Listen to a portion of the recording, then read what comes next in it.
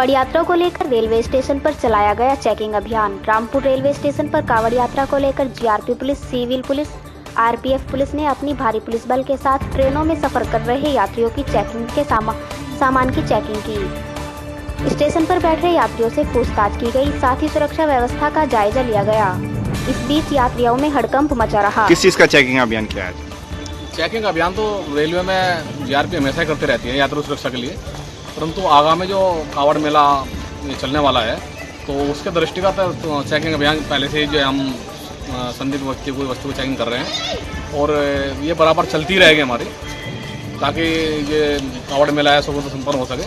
तो इसके मद्देनज़र आरपीएफ, सिविल पुलिस अपनी एलआई वगैरह डॉग स्क्वाड के साथ में ये भिन्न भिन्न स्थानों पर रेलवे स्टेशन को बराबर हम जो है सघनता से चेकिंग करते रहे। कोई संदिग्ध मिला? आज की चेकिंग में कोई अभी संदिग्ध व्यक्ति या कोई वस्तु इस प्रकार की हमें नहीं मिली है। यात्रियों को क्या संदेश दिया?